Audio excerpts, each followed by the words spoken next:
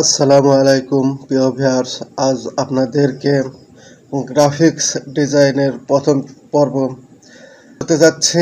তো প্রথমে আপনাদের যে ইন্ট্রোডাকশন দিই যে আজকে পর্বে কি কি আপনাদের দেখানো হবে। আজকে দেখাবো আপনাদেরকে কালার মোড এবং বাংলাদেশের জাতীয় পতাকা এঁকে দেখাবো। তো যে কোনো জিনিস ডিজাইন করতে বা তৈরি করতে তার একটি নির্দিষ্ট সাইজ লাগে এবং নির্দিষ্ট কালার লাগে। আমাদের জাতীয় পতাকার তেমনি একটি নির্দিষ্ট সাইজ এবং নির্দিষ্ট কালার আছে। তো আমাদের জাতীয় পতাকার নির্দিষ্ট সাইজ হলো 10 ফিট বাই 6 ফিট। ওয়েটে হলো 10 ফিট এবং হাইটে হলো 6 ফিট এবং যে গোল বৃত্তটি নেওয়া হয় সেই বৃত্তটির ব্যাসার্ধ হলো 2 ফিট করে। প্রথমে আমরা মেনু বার থেকে ফাইল মেনুতে যাব। ফাইল মেনুতে যাওয়ার পরে আমরা ফাইল মেনু থেকে নিউ এখানে এসে আপনার প্রথমে ফাইল নেমটি লিখে দেবেন অথবা পরবর্তীতে এটা লেখা যাবে।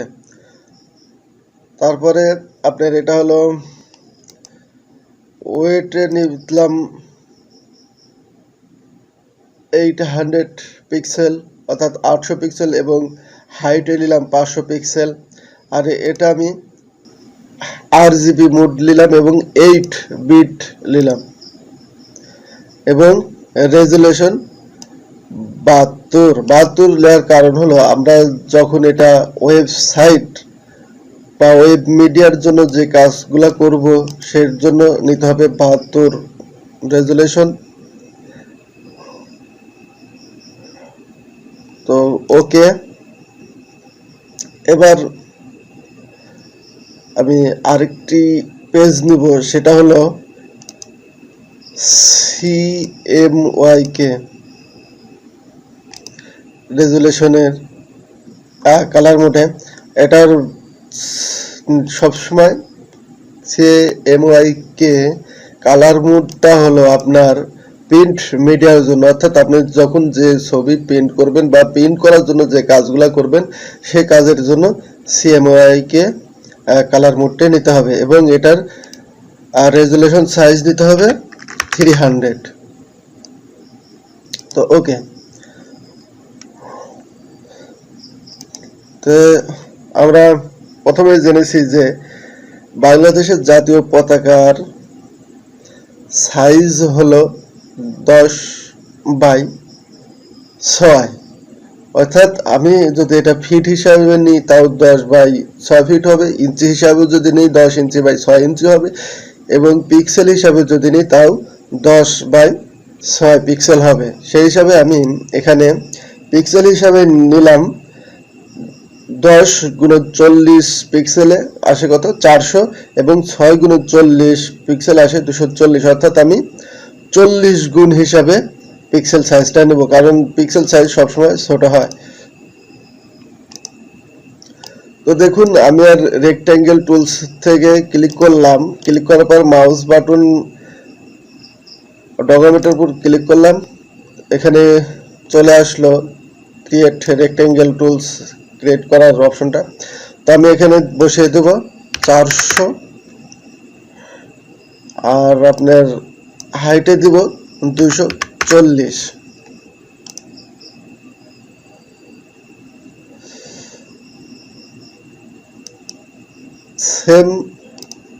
সেম ওয়াকেও একটি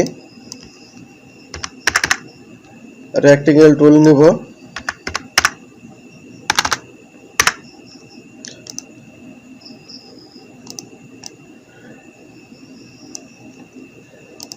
দেখুন এখানে দেওয়া আছে যে আমাদের জাতীয় পতাকার যে কালারটি সেই কালার কোডটা হলো #006747। এটা আমি কপি করে নিলাম এবং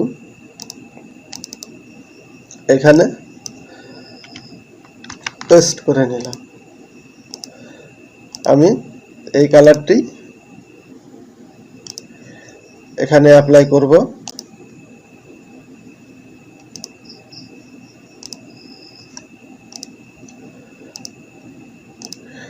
এবং এখানেও ওই একই কালারটি আমি অ্যাপ্লাই করব।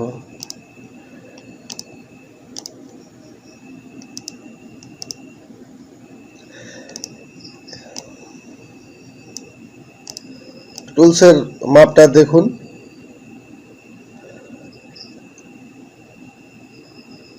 এখানে যদি 10/6 হয় তাহলে আমাদেরকে এই যে সাইজটা, এই সাইজটা নিতে হবে 4.5।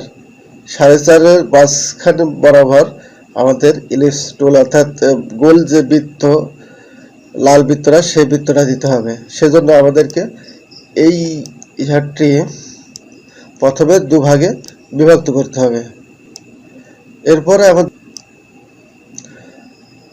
আর কি মাপ যেটা হয় সেই মাপ অনুযায়ী দিতে হবে। আমি মাপটা করছি না, আপনারা মাপটা করে নেন।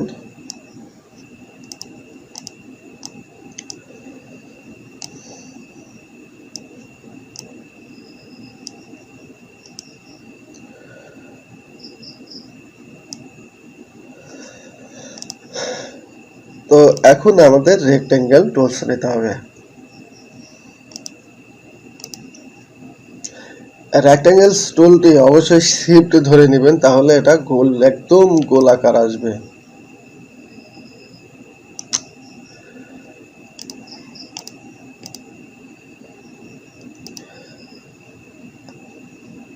এটার কালার মোড হলো, আপনার কালার কোড যেটা, সেটা হলো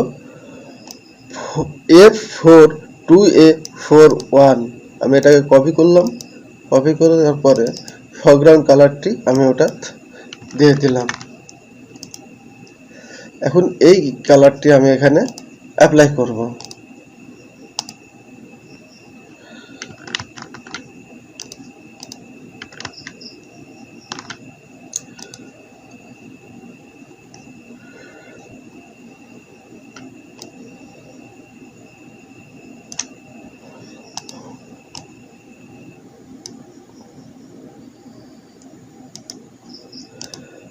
এবার এখানে একটি রেক্টেঙ্গেল টুলস নেব,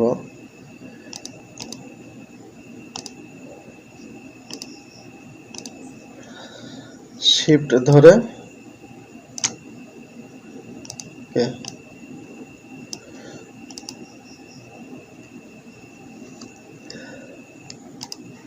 তো দেখুন,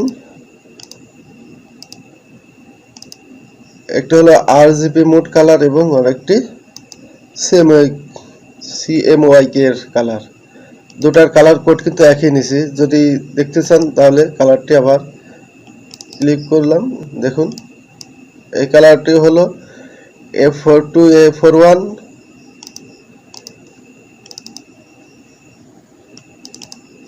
এটার কালার হলো F42A41। তো এখন আমি এটা সেভ করে আপনাদের আরো ভালো করে দেখিয়ে দেব যে আসলে পার্থক্য কোন জায়গায় এই দুটার। আমি সেজন্য স্টক কালারটি নান করে দিলাম।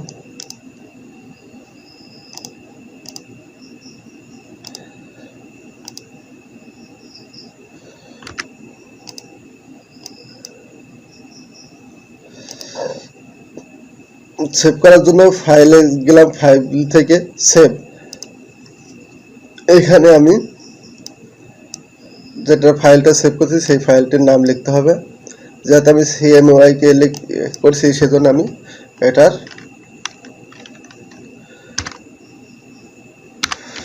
ফ্ল্যাগ CMYK দিলাম, দিয়ে JPG মোডে সেভ করলাম। আর এই সেভটা আমি ডেস্কটপে করব।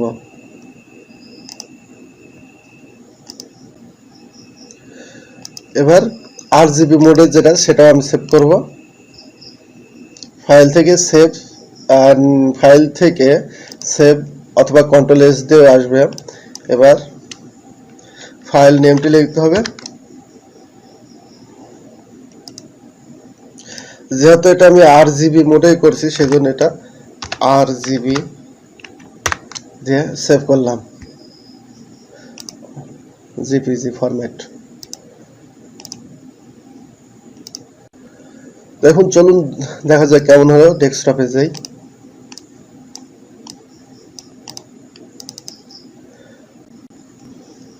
দেখুন এটা সেম ওয়াইকে আর এটা আরজিবি।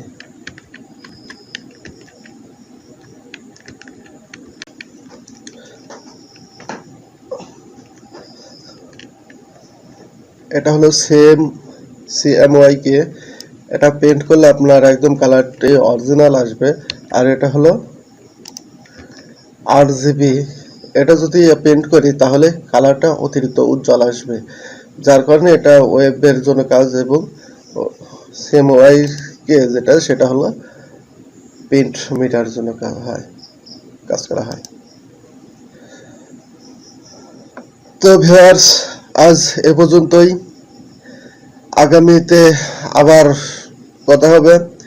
সে পর্যন্ত ভালো থাকুন, সুস্থ থাকুন এবং আমার দ্বিতীয় ভিডিও আসা পর্যন্ত অপেক্ষা করুন। আমার চ্যানেলটি লাইক, কমেন্ট এবং শেয়ার করুন।